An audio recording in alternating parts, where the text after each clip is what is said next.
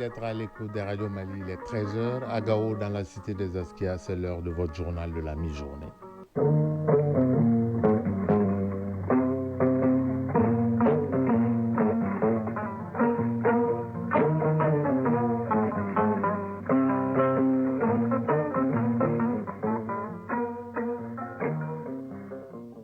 Le journal, Ousmane Daou. Mesdames et messieurs, bonjour à la une de ce journal. Après la réussite de l'opération Maliko avec la posture offensive des FAMA, voilà l'opération Dougokoloko présentée hier au président de la transition, le général d'armée Assimi Goïta lors du Conseil supérieur de la défense. Dougokoloko va faire face aux enjeux sécuritaires du moment en consolidant les acquis de l'opération Maliko. Plus d'1 milliard de francs CFA pour anticiper, coordonner et faire face aux risques et catastrophes. C'est le coût de l'investissement du tout nouveau Centre national des opérations d'urgence de la protection civile. Aridou Matina nous dira toutes les commodités de ce nouveau centre. Le dossier culture de ce samedi nous amène dans la cité des Askia. Connaissez-vous Nane Nane, Manga Fodje ou le Ilo Ilo? Eh bien, certainement pas non si vous êtes habitant du Sud. Eh bien, ces noms sont des tresses de femmes dans la cité des Askia. Avec Rakia Toutouré, nous allons tout savoir sur les tresses traditionnelles de la cité des Askia. En sport, l'actualité, elle sera omnisport avec l'athlétisme, le meeting naissant qui donne son coup d'envoi cet après-midi avec plus de 300 athlètes. On parlera également de Petite Reine, entendez par là le vélo. Le tour cycliste du Mali se poursuit. En basketball, la journée sera marquée par le choc des dames, Stade malien Bamako Djoliba Assé. Et en football, c'est jour de finale pour les cadets du Mali. Ils seront face au Maroc pour la recherche d'une troisième étoile. Coup d'envoi 14h, temps universel, une rencontre que vous pourrez suivre en principe sur votre télévision nationale au RTM1. Voilà pour le sommaire. Dans un instant, les détails. Samedi 19 avril 2025, mesdames et messieurs, bonjour. Merci d'avoir choisi Radio Mali et bienvenue aux informations. Le général d'armée, chef de l'État, Assimi Goïta, a présidé hier la session du Conseil supérieur de la défense nationale. Une session au cours de laquelle l'état-major général des armées a présenté la situation sécuritaire du Mali à travers l'opération Maliko. Une opération qui a permis aux forces armées maliennes de monter en puissance et une nouvelle opération dite Dougokoloko a été dévoilée aux membres du Conseil supérieur de la défense nationale. Et l'opération Dougokoloko a pour but de consolider les acquis et de faire face aux enjeux géopolitiques et sécuritaires du moment. N'est-ce pas, Tamsir Diabati? Pendant 3 heures d'horloge, la hiérarchie militaire a procédé à l'évaluation de la situation sécuritaire du pays. La rétrospective des actions menées par les forces armées maliennes dans le cadre de l'opération Maliko qui a fait ses preuves en matière de lutte contre le terrorisme. Général de corps d'armée Sadio Kamara, ministre de la Défense et des anciens combattants. Ce succès est dû à la clairvoyance du chef de l'État, à la bravoure du soldat malien, mais surtout au soutien constant du peuple malien. Au cours de cette session, les orientations données par le chef suprême des armées pour la planification est de redoubler d'efforts en vue de transformer les défis en opportunités pour le Mali et son armée.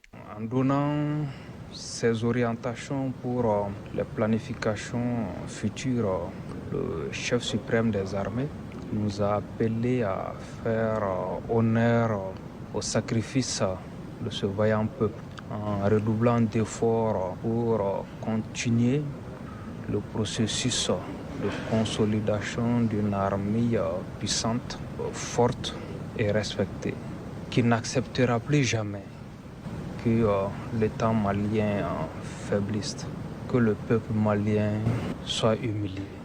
Et si l'opération Maliko a montré ses preuves en matière de défense, Dougokoloko, dévoilé au cours de ce Conseil supérieur de la défense nationale, fera aussi tâche d'huile, à en croire le chef d'état-major général des armées. Général de division Oumar Diarra, chef d'état-major général des armées.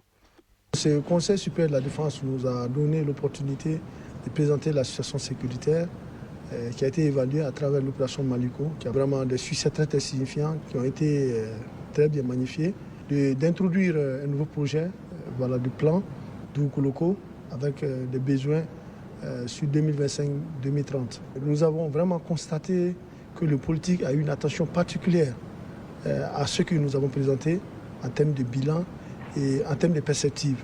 Le dernier Conseil supérieur de la défense, toutes les ressources qui ont été allouées aux forces armées et de sécurité, ce qui nous a permis de reprendre l'initiative sur le terrain, rapidement, conformément à la phase 1 du plan Maliko, et de réoccuper pratiquement, nous redéployer sur le terrain les défis qui étaient liés au départ des forces internationales, minimiser ces défis et aujourd'hui concrétiser le redéploiement de l'administration, de l'autorité de l'État sur pratiquement toute la partie nord du pays et l'ensemble du territoire national.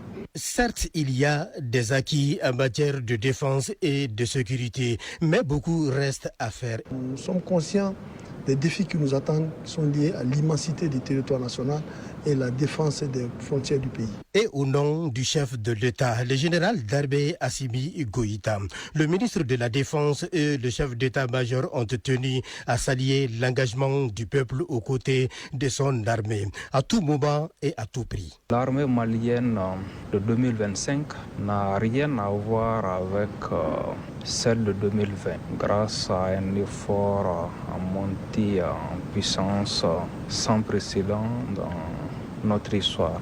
L'adversité, qu'elle soit interne ou externe, n'est qu'une source supplémentaire de motivation pour l'armée malienne. L'armée ne se bat pas que sur le front, elle se bat également à travers le ministère de la Sécurité pour permettre aux populations de faire face aux risques et catastrophes. Eh bien, c'est pourquoi le Mali dispose désormais d'une infrastructure ultra moderne en vue d'assurer une réponse efficace, rapide et coordonnée face aux situations d'urgence en matière de risques et catastrophes. Le Centre national des opérations d'urgence de la protection civile, dont il est question, a été équipé de dernière génération pour assurer la protection des personnes et de leurs biens face aux effets des risques et catastrophes. L'édifice a coûté, tenez-vous bien, plus d'1 milliard de francs CFA. Il a été construit dans le cadre du projet de renforcement de la résilience climatique au Mali, Hydromet Mali, sur le financement de la Banque mondiale et du Fonds vert climat. Aridou Matina nous parle des commodités de ce nouveau centre pour la protection civile. Dans un contexte où les risques climatiques se multiplient et s'intensifient, le seul moyen pour y faire face et protéger les populations est de disposer de structures modernes pour la surveillance, l'alerte ainsi que pour l'analyse en temps réel des données sur les catastrophes. Le nouveau Centre national des opérations d'urgence de la protection civile inauguré est donc bien plus qu'une infrastructure, mais une ambition, une vision et surtout une réponse immédiate aux nombreux défis liés aux effets néfastes du changement climatique. Général de brigade Boukari Kodjo, directeur général de la protection civile. Le CNU va ainsi désormais contribuer à renforcer les capacités de réponse immédiate en permettant une gestion centralisée et unifiée des urgences. En cas de catastrophe, le CNU permettra de mieux organiser les secours, de rationaliser l'utilisation des ressources et de garantir une efficacité maximale dans l'exécution des opérations d'urgence. Conçu selon les standards de gestion des situations d'urgence, le centre sera un maillon essentiel pour faire face aux risques et catastrophes. Il est bâti sur 3 niveaux et financé par la Banque mondiale et du Fonds vert climat dans le cadre du projet de renforcement de la résilience climatique au Mali, Hydromet Mali. Merci à colonel Cheikh Fantamadi Kone, coordonnateur du projet Hydromet Mali. Cette infrastructure permettra une meilleure coordination des interventions, une gestion plus efficace des urgences et une réduction significative des pertes humaines, matérielles et environnementales. Clara Anna De Souza, directrice des opérations de la Banque mondiale au Mali. Le Centre national des opérations d'urgence jouera le rôle crucial de fournisseur des informations d'alerte à travers des services hydrométéorologiques dont les infrastructures ont été récemment inaugurées et le système d'alerte précoce. C'est donc un ensemble systémique parfaitement intégré qui est mis à disposition du gouvernement et des populations du Mali. Je voudrais réaffirmer la constante disponibilité de la Banque mondiale et notre engagement sans faille à continuer d'accompagner le gouvernement du Mali dans la mise en œuvre de ses politiques de développement et de résilience face au climat. L'imposante structure répond désormais à une nécessité absolue des plus hautes autorités de doter le pays d'un centre de coordination stratégique capable d'assurer une réponse efficace, rapide aux situations d'urgence. Oumar Sogoba, secrétaire général du ministère de la Sécurité et de la Protection civile. Cet édifice a coûté la bagatelle de plus d'1 milliard de francs CFA. Ce joyau architectural est une fierté nationale. Il est aussi un symbole fort de l'engagement des plus hautes autorités de la transition à protéger nos concitoyens. La gestion des risques et catastrophes répond fondamentalement à une approche intégrée et concertée impliquant l'ensemble des couches du pays. Et la protection civile, avec cette importante infrastructure, franchit désormais une étape majeure vers une gestion plus efficace, rapide et plus coordonnée des urgences. Une gestion coordonnée et efficace, c'est ce qu'a choisi le président de l'association des municipalités du Niger en visite à Bamako. Il a été reçu par le président de la délégation spéciale de la mairie du district de Bamako avant de rencontrer certains directeurs du ministère de l'administration territoriale et de la décentralisation ainsi que l'ANICT. L'objectif est d'uniformiser les pratiques en matière de gestion territoriale et de municipalité au sein de l'espace AES Batraouri. C'est par le siège de l'Association des municipalités du Mali que la délégation nigérienne a entamé sa série de rencontres. Le directeur exécutif de l'Association des municipalités du Mali et le président ont, pendant près d'une heure d'échange, édifié les membres de la délégation du Niger sur le fonctionnement de l'association, ses acquis et ses difficultés. Le colonel Boubacar Soumana Garanké, président de l'Association des municipalités du Niger, et sa délégation se sont ensuite rendus à la délégation spéciale de la mairie du district de Bamako pour le même exercice. Bala Traoré, président de la délégation spéciale de la mairie du district. C'est l'AES en marche. Nous avions déjà un projet de nous rencontrer entre le président de la délégation spéciale avec les collaborateurs pour discuter, échanger les expériences. La dernière séance de travail de la matinée s'est déroulée au ministère de l'administration territoriale et de la décentralisation. Lassina Koulibaly, directeur général de l'ANCT. Voir quel cadre nous pouvons mettre en place pour que nos structures d'appui à la décentralisation puissent être une réalité pour nos trois pays et qu'on puisse vraiment déclencher un développement à travers la décentralisation de ces différentes collectivités territoriales que nous servons. Colonel Boubacar Soumana Garanké, président de l'Association des municipalités du Niger. Ça nous a permis vraiment de faire des échanges fructueux pour le rayonnement de nos deux capitales. Nous avons fait des échanges concrets sur la décentralisation, le cas du Mali et le cas du Niger. Donc ces échanges fructueux nous ont permis de voir les similitudes et les points améliorés pour le bonheur de nos populations. La visite à Bamako de la délégation nigérienne fait suite à celle effectuée au Burkina Faso. Les trois pays ont à cœur d'uniformiser les pratiques en matière de décentralisation dans l'espace AES. Actualité hors de l'espace AES à 13h11. En République démocratique du Congo, des négociations entre le gouvernement congolais et le mouvement armé AFCM 23 se poursuivent à Doha au Qatar. Cependant, il n'y a plus aucun échange direct autour de la table. Les contacts se font uniquement à travers les équipes de la médiation. La AFCM 23 insiste pour que son cas soit traité séparément du différent entre la République démocratique du Congo et le Rwanda, alors que Kinshasa considère la AFCM 23 comme un relais de Kigali sur le territoire congolais. Selon des sources proches du dossier, des avancées ont eu lieu car des concessions ont été faites de part et d'autre. Un document commun est en gestation. En Tunisie, le verdict dans l'affaire du complot contre la sûreté de l'État est tombé ce samedi. Sur les 40 accusés dans cette affaire, dont 8 sont actuellement en détention, la justice a prononcé des peines allant de 4 à 66 ans de prison. Ils ont été jugés sur la base de la loi antiterroriste, coupables de complot contre la sûreté de l'État et d'adhésion à un groupe terroriste. La plupart des détenus ont refusé de comparaître en visioconférence comme l'avait exigé la justice pour des raisons sécuritaires. Les avocats ont dénoncé un dossier vide et des vices de procédure et vont faire appel de ce jugement. En Italie, le vice-président américain J.D. Vance est en visite officielle au Vatican. Il est arrivé à Rome hier où il doit s'entretenir avec le numéro 2 du Saint-Siège aujourd'hui avant de participer demain à la messe de Pâques place Saint-Pierre puisque J.D. Vance s'est converti au catholicisme. L'occasion pour le vice-président américain d'apaiser les tensions entre le pape François et le président Donald Trump. Déjà hier, J.D. Vance a rencontré la présidente du Conseil italien, Giorgia Meloni. Toujours aux États-Unis, la Cour suprême ordonne au gouvernement de suspendre les expulsions des migrants vénézuéliens soupçonnés d'appartenir à un gang criminel en vertu d'une loi de 1798. Cette décision fait suite à un recours déposé en urgence par les avocats spécialisés en droit humain afin de stopper l'expulsion de migrants actuellement détenus dans un centre au Texas. Le juge a accordé jusqu'au 23 avril prochain à l'exécutif pour échapper à une procédure d'outrage au tribunal en se conformant à sa décision initiale. La Maison-Blanche a annoncé qu'elle contesterait en justice ses conclusions. Enfin, au Moyen-Orient, les États-Unis et l'Iran se sont réunis aujourd'hui pour discuter du développement du programme nucléaire iranien à Rome, en Italie. Des pourparlers qui se font sous la médiation d'Oman. Il s'agit de la deuxième réunion à ce niveau depuis le retrait américain en 2018 sous la première présidence de Donald Trump de l'accord international d'encadrement du programme nucléaire iranien.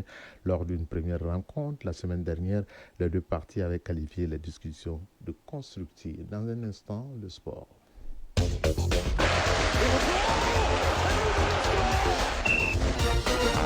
Et l'Omnisport ce samedi avec l'athlétisme, les épreuves de la 32e édition du meeting de sang ont commencé ce matin. Les compétitions seront officiellement lancées cet après-midi avec la cérémonie d'ouverture. En basketball, la 9e journée du championnat national de première division a débuté hier. Elle va s'achever ce samedi avec un choc de l'Iba-Stade malien en dames. En football, la 18e journée du championnat national de Ligue 1 Orange démarre cet après-midi. Elle va s'achever avec 4 rencontres au programme, tandis qu'en Ligue des champions sur le continent, les matchs allés des demi-finales se jouent ce samedi. Et parlons justement de cette finale des cadets. Il s'agit de la Coupe d'Afrique des Nations entre le Mali et le Maroc. Une finale que vous pouvez suivre en principe à partir de 14h sur nos antennes, notamment sur ORTM 1. Le point de l'actualité sportive, c'est avec Fotigui Tunkara.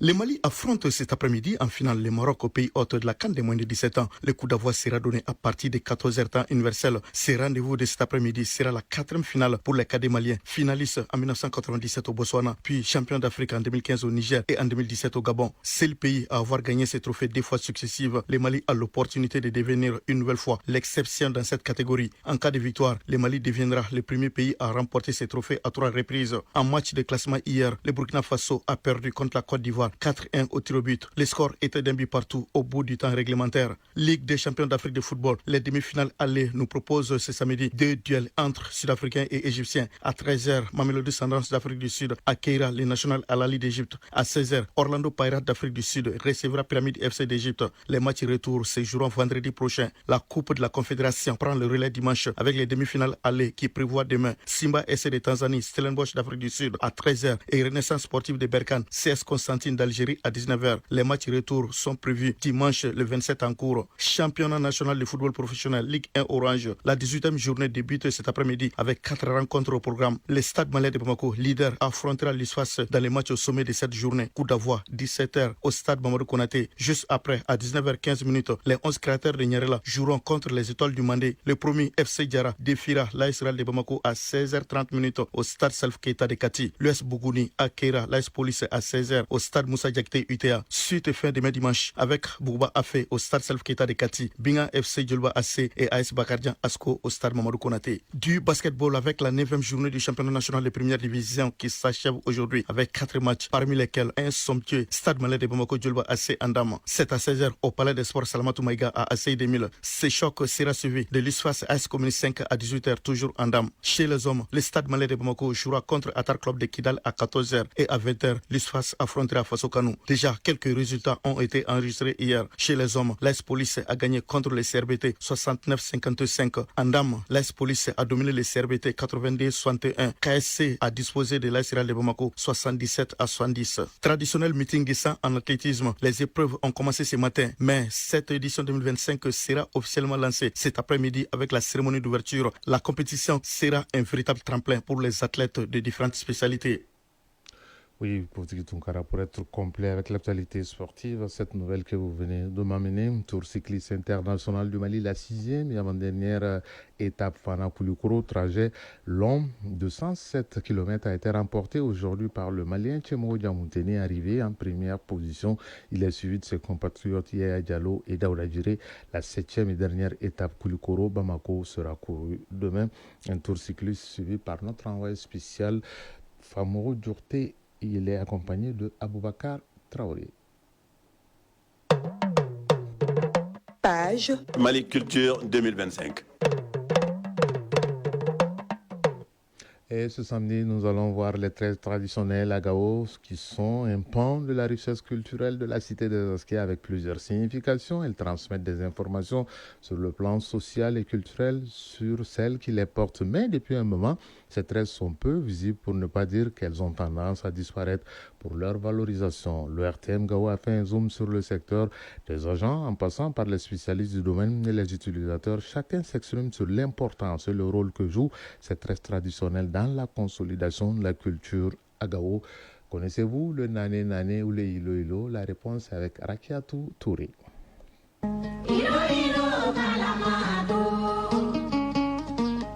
Les femmes du septentrion du Mali, particulièrement celles de Gao, sont reconnues par leurs tresses multiples et variées. La femme Songoï de son enfance à l'âge adulte, à chaque étape de sa vie, doit porter un modèle de tresse en fonction de son âge, les circonstances sociales, entre autres. Une pratique purement culturelle. Halimatou Touré, spécialiste en coiffure traditionnelle. La première tresse que la femme Songoï doit porter est appelée Nani Nani. Elle est tressée d'un côté et l'autre rasée. Après, c'est le mangafo djelélé que la jeune fille porte entre 12 et 13 ans. Elle la protège des difficultés qui peuvent survenir lors de l'accouchement et favorise sa fécondité. Pour les nouvelles mariées, elle porte le hilo hilo, la nuit de noces. Le hilo hilo est porté seulement une nuit et ne doit pas être vu par le mari. Après hilo hilo, les nouvelles mariées portent aussi yolo gorbo durant tout le reste de la période de noces. Après, elle porte le bamba bamba pour partir dans son foyer. Il ne lui est ensuite permis de porter aucune autre tresse jusqu'à la naissance de son premier enfant. Au cours de la quarantaine, c'est le fata qu'elle porte. À sa sortie de quarantaine, elle porte kokara qui permet de protéger la femme et le nouveau-né des mauvais esprits et préserver la capacité physique et mentale de l'enfant. La tresse permet aussi d'indiquer le sexe du nouveau-né. À milieu Songoï, certaines tresses sont interdites et non renouvelables. Ramatou Maïga, spécialiste en tresses traditionnelles.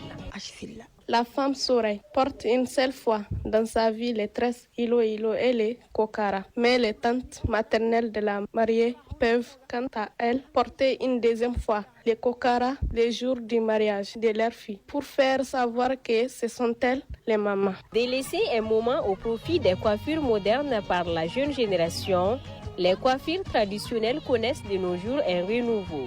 Nombreuses sont les jeunes filles qui sont inscrites dans des centres d'apprentissage pour se former. Aguichatou Al-Bachar, apprenante. Apprendre à faire les tresses traditionnelles est une façon pour nous de retourner aux sources. Je dois faire un an de formation. Mamadou Samaki, chef de la mission culturelle de Gao. Nous travaillons beaucoup avec les femmes qui sont dans des associations pour valoriser, transmettre ce savoir-faire à la jeune génération. Nous les accompagnons, nous les montrons aux gens. S'il y a des missionnaires qui viennent aussi, nous les présentons à ces missionnaires-là. Il n'est pas rare aussi de voir aujourd'hui des jeunes filles qui ont remplacé les tresses modernes par les tresses traditionnelles. Ces tresses qui sont jadis confectionnées à partir de cori, d'argent, d'or ou de perles n'ont pas échappé à l'ère de la modernisation selon Nana Touré. Aujourd'hui, les tresses traditionnelles sont aussi disponibles en posée. Grâce à ça, on reçoit des commandes venant de partout. Avant, Goufa était seulement en or ou en argent, mais maintenant, il existe en métal aussi. Il existe également des nouvelles créations comme la tresse AES. Pour la valorisation de nos patrimoines culturels, Halimatou Touré appelle à un retour aux sources. Actuellement, plus d'une vingtaine de jeunes filles sont en formation chez moi. Avec l'aide de ma tante, les apprenantes reproduisent des modèles que j'achète avec elles pour ensuite les revendre. Je conseille surtout aux femmes de revenir en arrière pour que nos enfants ne se perdent pas. En plus de leur beauté, les tresses traditionnelles Songoï, apprécieux de tous, ont des valeurs et des principes qui mettent en avant la culture malienne dans sa généralité.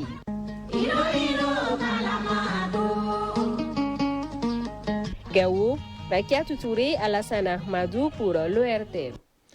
Désormais, vous savez tout du nané-nané, du maramfodje, du bamba, entre autres. Ce sont les tresses traditionnelles de la cité des Askia à Gao, où il est 13h24. C'est la fin de ce journal. Même heure à Dramane et à Logokakulu, région Nkaï. Mais gardez vos positions d'écoute. Dans un instant, Mohamed Sangari sera là pour le journal interrégional. D'autres pans de la culture malienne, ce sera samedi prochain dans notre édition de 9h et de 13h.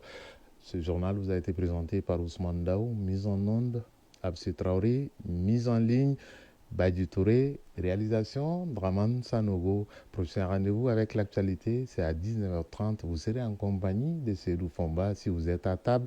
Bon appétit si vous avez fini de manger, bonne digestion. Tout le plaisir a été pour nous de vous servir. Chacun de nous ne peut être une étoile, mais tâchons de briller pour éclairer là où nous sommes. Au revoir et à très bientôt.